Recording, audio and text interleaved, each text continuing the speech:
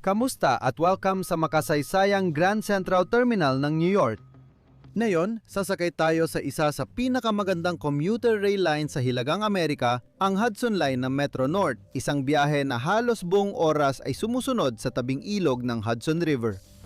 Sulit ba talaga ang halos 2 oras na biyahe papuntang Poughkeepsie o isa lang itong pinapahype na tren sa New York? Ang Grand Central Terminal ay isa sa 2 pangunahing istasyon sa New York City. Sa 44 na plataporma sa 2 palapad, ang Grand Central ang ikalawang pinakaabalang istasyon ng tren sa US, kasunod ng New York Penn Station na ilang block lang ang layo.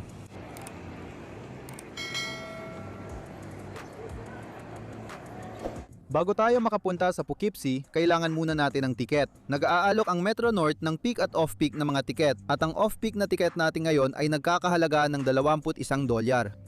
Nagbayad ako ng peak ticket, dagdag $7 at 25 sentimo dahil nagmamadali ako at di ko nabasa ang detalye. Bumaba tayo sa track 34 at nakita ang tren. Sa ilagan ng Croton Harmon, walang elektripikasyon ng Hudson Line kaya push-pull set na may dual mode lokomotibo ang tren nating ngayon. Sumakay tayo ng tren, pumwesto sa kaliwa at umalis mula Grand Central Terminal.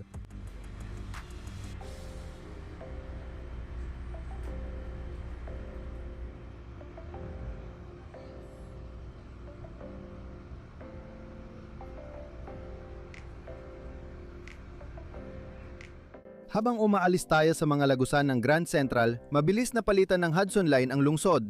Pagkatawid sa Harlem River, kumaliwa tayo at nagtagpo agad ang Riles at Hudson River. Diretso na ang biyahe pailaga at halos buong paglalakbay, sumusunod ang tren sa kahabaan ng ilog. Ang Croton Harmon ang nagsisilbing kalagitnaan kung saan nagtatapos ang elektripikasyon at nagsisimula ang bahaging diesel ng gamit. Pagkatapos, bumubukas ang tanawin at ginagabayan tayo ng Hudson papasok sa Poughkeepsie sa dulo ng biyahe. Sasaklawin natin ang kabuuang 74 na milya sa ating biyahe ngayon na may oras ng paglalakbay na 1 oras at 55 minuto. Mula sa madilim na lagusan, naging maulap na araw paglabas namin mula sa ilalim ng Park Avenue.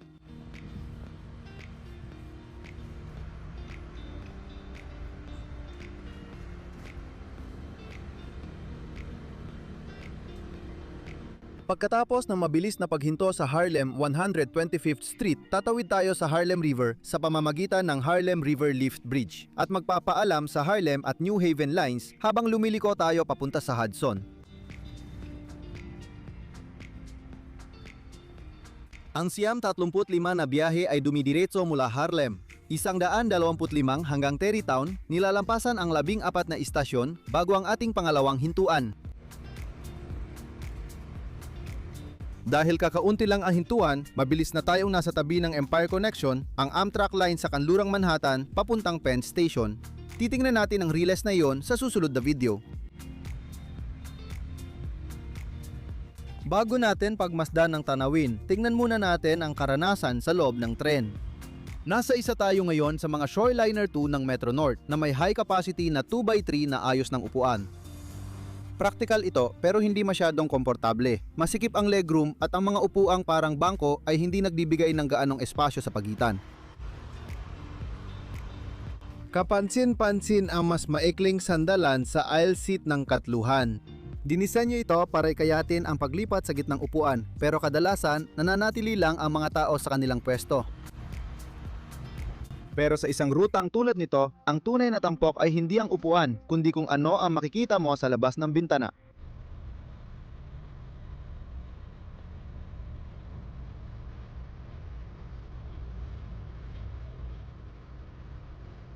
Ang Tappan Zee Bridge sa unahan ng una nating malaking palatandaan.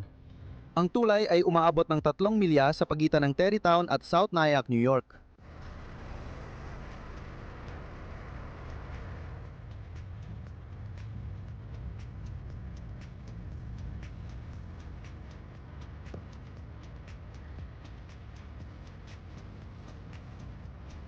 Sa 2 oras na biyahe, siguradong kailangan ng pasahero ng banyo. Bumaba tayo ng ilang bagon para makita natin iyon. Simple pero malinis ang banyo, may inidoro, lababo at hand dryer. Pwede na ito kung kailangan, pero di perpekto.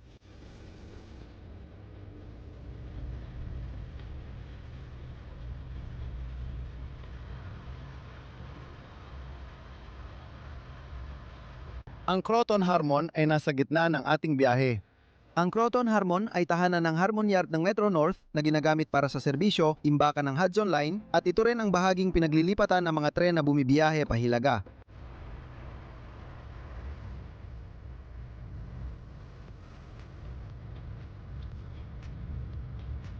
Habang papunta tayong Hilaga, gumaganda lalo ang tanawin habang paikot ang tren sa Silangang Pampang. At ang susunod na bahaging, ito ang pinakamaganda at pinakakakit-akit na tanawin sa buong biyahe.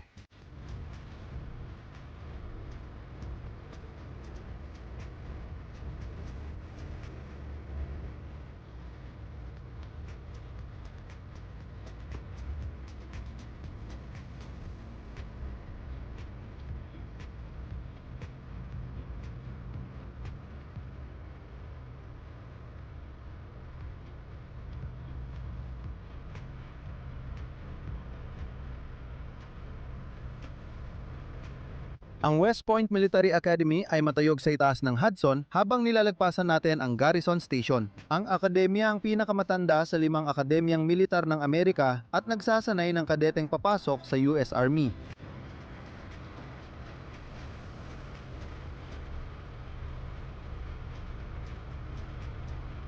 May mga container sa kabilang pampang at isang freight train sa river sub ng CSX kaya nagkakaroon ng karera sa pagitan ng pampasaherong tren at freight train.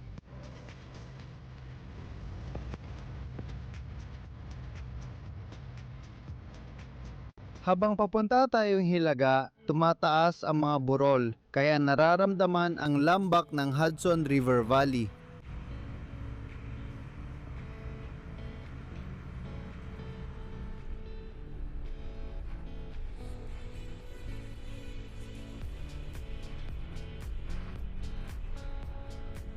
Sulit ang halos 2 oras na biyahe sa Hudson Line papuntang Poughkeepsie, lalo na para sa mga tanawin.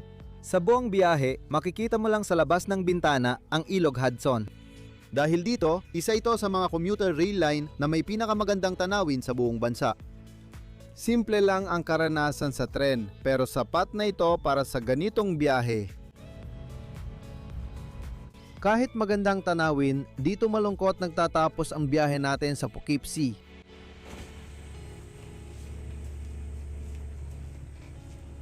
Papasok na tayo sa New York Central Railroad Station na itinayo noong 1918 kaya tatapusin na natin ang video ngayon.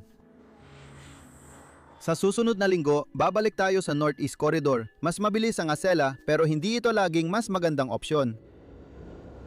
Sabay nating alamin kung bakit habang nagbibiyahe tayo mula Wilmington papuntang New York City sakay ng Amtrak Northeast Regional. Siya nga pala, kung bago ka lang dito, lubos kong ma-appreciate kung i-click mo ang subscribe button sa ibaba. Libre lang ito at malaking tulong para masuportahan ang channel. Malaking pasasalamat at shoutout sa aking mga tapat na patron at miyembro. Kahanga-hanga kayo at gaya ng dati, lubos kong pinahahalagahan ang pambihira ninyong pagiging bukas palad. Kung gusto ninyong dalawa na mapalagay ang pangalan ninyo sa video o gusto lang suportahan ang channel sa iba't ibang paraan, pumunta lang kayo sa mga link sa description sa ibaba. Hanggang dito na lang muna ako. Salamat sa pagsama. Magkita tayo ulit sa susunod.